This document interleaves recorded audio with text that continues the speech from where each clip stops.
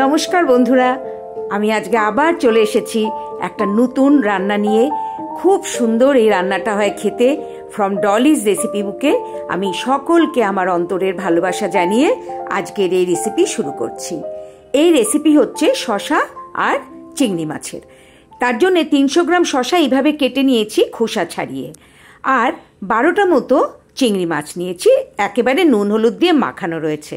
1/4 teaspoon নুন আর 1/4 teaspoon হলুদ দিয়ে আমি এটা মাখিয়ে নিয়েছি। চাটুটা গ্যাসে মিডিয়াম ফ্লেমে বসিয়ে দিয়েছি।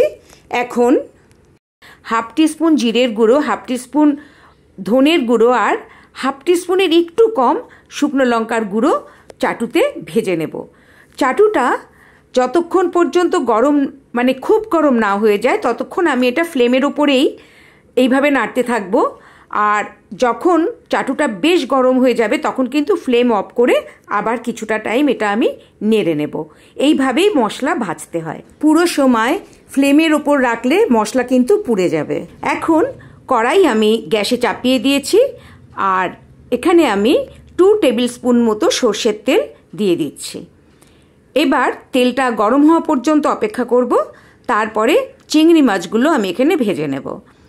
এবার মোটামুটি কড়াইটা, মানে তেলটা গরম হয়ে গেছে। আমি কড়াই ভালো করে তেলটা মাখিয়ে নিলাম, আর তেল যে গরম হয়ে গেছে দেখুন, ধোঁয়া উঠছে, বোঝাই যাচ্ছে। তো আমি ওই জন্যে চিংড়ি মাছগুলো তেলে ছেড়ে দিলাম।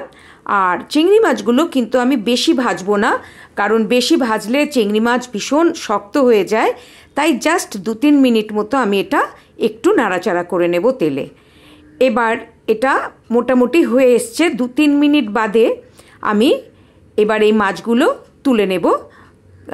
মোটামুটি হয়ে গেছে ভাজা। এখন আমি মাছগুলো সব তুলে নিচ্ছি। এবার মাছগুলো তুলে নেওয়ার পর আমি এখানে যা তেল আছে তাতে আর একটু তেল যোগ করব, মানে 1 টেবিল স্পুন মতো তেল আর একটু আমি এর মধ্যে যোগ করব। আর এই তেলের মধ্যে যখন আমি এই শসাগুলো ছাড়বো বা পুরো রান্নাটা করব, তখন কিন্তু তার টেস্ট খুব সুন্দর হয়, কারণ চিংড়ি মাছ ভাজার তেলের একটা কিন্তু খুব সুন্দর স্বাদ থাকে। সেই স্বাদটা এই মানে পুরো সবজিটার মধ্যে চলে যাবে। এইবার এখানে আমি রাঁধুনি ফোড়ন দেব। যেহেতু আবার একটু কাঁচা তেল দিলাম, তাই একটু সময়, জাস্ট কয়েক সেকেন্ড মতো, 30 সেকেন্ড মতো আমি ছেড়ে দিচ্ছি তেলটাকে। তারপরে এবার এখানে আমি 1/2 টিস্পুন রাঁধুনি ফোড়ন দিয়ে দিলাম। রাঁধুনি ফোড়নের যে গন্ধ, মানে আপনারা রান্নাটা যদি করেন তখন বুঝতে পারবেন যে এই সবজিতে রাঁধুনি ফোড়নের জন্যে তার অ্যারোমাটা কি দাঁড়ায়, ভীষণ সুন্দর লাগে খেতে। আর এখানে আবার আমি 2টো কাঁচা লঙ্কা দিয়ে দিলাম, একটু ভেজে নিয়ে এবার শসাগুলো ছেড়ে দিলাম। এখন আমি শসাগুলো মোটামুটি টোটাল 5 মিনিট মতো ভাজবো। প্রথম 3 মিনিট মতো ভেজে তারপরে আমি এর মধ্যে নুন হলুদ সব দেব। আপনাদের রান্নাটা যদি ভালো লাগে তাহলে লাইক করার জন্য অনুরোধ রইল, আর সাবস্ক্রাইব করে আমার পাশে থাকার জন্য অনুরোধ রইল। সাবস্ক্রাইব করা থাকলে আমার সব রান্নার নোটিফিকেশনগুলো আপনারা পেয়ে যাবেন। এবার আমি শসাটা ভালো করে ভেজে নেব, যাতে শসার কাঁচা গন্ধটা না থাকে। আমি আপনাদের এটাই বলবো যে এই রান্নাটা, মানে শসার সাথে যখন রাঁধুনি, চিংড়ি মাছ, ভাজা মশলা সব পড়ে, এত সুন্দর খেতে হয়। আমি এখানে 1/2 টিস্পুন নুন দিয়ে দিলাম, আপনারা আপনাদের স্বাদ মতো দিয়ে দেবেন। আর 1/2 টিস্পুন হলুদ গুঁড়ো দিয়ে দিলাম। আমি 3 মিনিট ভাজার পর এগুলো দিলাম, আবার 2 মিনিট মতো ভেজে নেব। আর টোটালি না রান্নাটার ফ্লেভারটা ভীষণ সুন্দর হয়, খুব সুন্দর খেতে হয়। তাই আমার অনুরোধ রইল, আপনারা এই রান্নাটা একবার করে খেয়ে দেখবেন। আর আপনারা শসার রান্না, মানে শসার এই ধরনের রান্না খেয়েছেন কি না আমাকে প্লিজ মানে কমেন্ট করে জানাবেন। আরও 3টে কাঁচা লঙ্কা আমি এখানে দিয়ে দিলাম। আপনারা কিন্তু ঝালটা আপনাদের, মানে যেরকম আপনারা ঝাল খান আপনারা সেইভাবেই দেবেন, তাতে ঝালটা মানে লঙ্কাটা কমিয়ে বাড়িয়ে নেবেন। এখন আমি এই কাপের 1 কাপ জল দিয়ে দিচ্ছি। জলটা কিন্তু আমি এখানে গরম জল ব্যবহার করছি। গরম জল কিন্তু রান্নার স্বাদ অনেক বাড়িয়ে দেয়। এরপর ঝোলটা ভালো করে ফুটে উঠলে ঢাকা দিয়ে আর কি আমি এই শসাটা সেদ্ধ হতে ছেড়ে দেব। তাই এখানে আমি ফুটে ওঠা পর্যন্ত ওয়েট করব, তারপরে আমি এর মধ্যে ঢাকনা চাপাবো। যে চিংড়ি মাছগুলো ভেজে রেখেছিলাম সেগুলো দিয়ে দিলাম, দিয়ে একটু ভালো করে মিশিয়ে নিচ্ছি। আর এরপরে এখানে আমি সামান্য একটু মিষ্টি দেব, খুবই অল্প। তো আমি সুগার ফ্রি ব্যবহার করি বলে এটা দিলাম।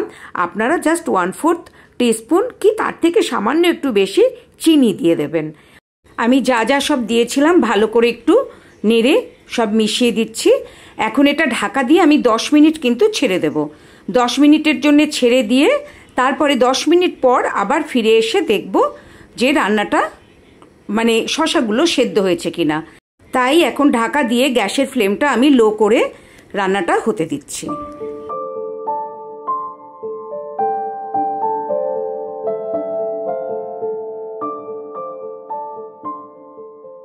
10 মিনিট পরে কড়াইয়ের ঢাকনাটা খুলে আমি রান্নাটা দেখে নিচ্ছি।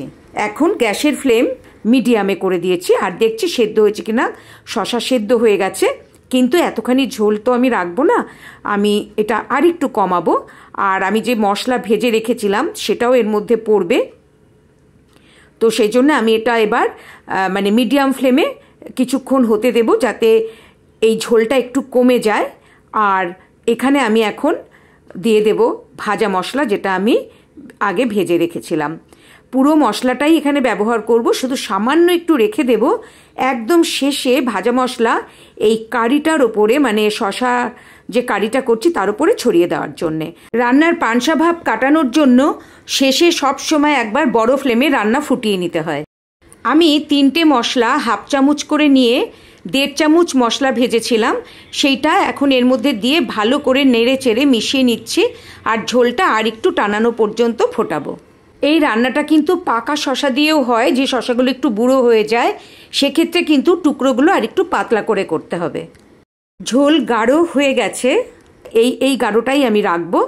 এখন আমি এখানে ধনেপাতা যে কুচিয়ে রেখেছি 3-4টে গাছ, সেটা দিয়ে দিচ্ছি। এবার ধনেপাতাটা দিয়ে ভালো করে মিশিয়ে নিয়ে এটা আমি আবার 30 সেকেন্ড মতো মানে হতে দেব, যাতে ধনেপাতার গন্ধটা এই কারিটার মধ্যে চলে যায়। শসার এই কারিটা কিন্তু খেতে দারুণ হয়, সত্যি বলছি, আপনারা একবার করে খাবেন। গ্যাস অফ করে দিয়ে এবার আমি এটা নামিয়ে নিচ্ছি, রান্নাটা নামিয়ে নিচ্ছি। হয়ে গেছে রান্না। এই রকম পরিমাণ ঝোল রাখতে হবে, মোটামুটি ঝোলটা দেখে নিন, এই যে এরকম রাখতে হবে। হ্যাঁ, তো এবার আমি তরকারিটা নামিয়ে নিচ্ছি। আর নামানোর পর আমি কিন্তু এখানে ভাজা মশলাটাও ছড়াবো। এই যে এইভাবে ভাজা মশলাটা শেষে যদি ছড়িয়ে দেওয়া যায় তাহলে খুব সুন্দর হয়, মানে শেষে এই ফ্লেভারটা বেশ পাওয়া যায়। তবে বেশি কিন্তু দেবেন না, জাস্ট অল্প একটুই আমি এটা সরিয়ে রেখেছিলাম, সামান্য একটু ছড়িয়ে দিতে হবে। আশা করি এই রান্নাটা অবশ্যই আপনারা একবার করে খাবেন। আবার অন্য কোনো রান্না নিয়ে আসবো অন্য কোনো দিনে। আপনারা সবাই খুব ভালো থাকবেন। আজকের মতো নমস্কার।